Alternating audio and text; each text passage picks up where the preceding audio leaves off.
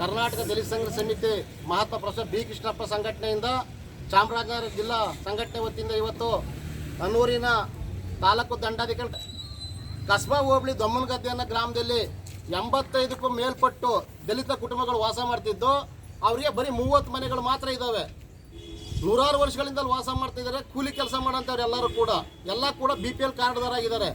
ಇದುವರೆಗೂ ಅವರಿಗೆ ಮೂಲಭೂತ ಸೌಕರ್ಯ ಒಂದು ಟಾಯ್ಲೆಟ್ ಮನೆ ಕೂಡ ಕಟ್ಕೊಟ್ಟಿಲ್ಲ, ರಸ್ತೆಗಳಿಲ್ಲ, ಮೋರಿಗಳಿಲ್ಲ. ಆ ವ್ಯವಸ್ಥೆಗಳನ್ನೆಲ್ಲ ಕೂಡ ಜೀವನ ಮಾಡ್ತಿದ್ದಾರೆ. ಇದಕ್ಕೆ ಸಂಬಂಧಪಟ್ಟಂಗೆ ಸುಮಾರು ನಾವು 3-4 ತಿಂಗಳಿಂದ ಜಿಲ್ಲಾಡಳಿತ ಮತ್ತು ತಾಲೂಕು ಆಡಳಿತಕ್ಕೆ 10 ಬಾರಿ ಮನವಿಗಳನ್ನ ಕೊಡ್ತಾ ಇದ್ದೀವಿ. ಈ ರೀತಿ ಭಾಳ ವಂಚನೆ ಒಳಗಾಗಿದ್ದಾರೆ, ಅವ್ರಿಗೆ ನೀವು ನ್ಯಾಯ ದೊರಕಿಸ್ಕೊಡಿ ಅಂತೇಳಿ ನಾವು ಮನವಿಗಳು ಕೊಟ್ಟರೂ ಸಹ ಇದುವರೆಗೂ ತಾಲೂಕು ಇದು ನ್ಯಾಯ ಕೊಡಿಸ್ಲಿಲ್ಲ ನಮಗೆ. ಹಾಗಾಗಿ ನಾವು ಇವತ್ತು ಜಿಲ್ಲಾ ಸಮಿತಿ ವತಿಯಿಂದ ಧರಣಿ ಹಮ್ಮಿಕೊಂಡಿದ್ದೀವಿ.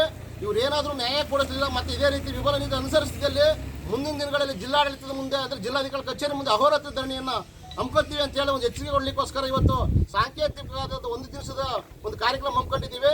ನನ್ನ ಹೆಸರು ನಂಜುಂಡ ಮೌರ್ಯ ಅಂತೇಳಿ ಜಿಲ್ಲಾ ಸಂಚಾಲಕರು ಮಂಡ್ಯ.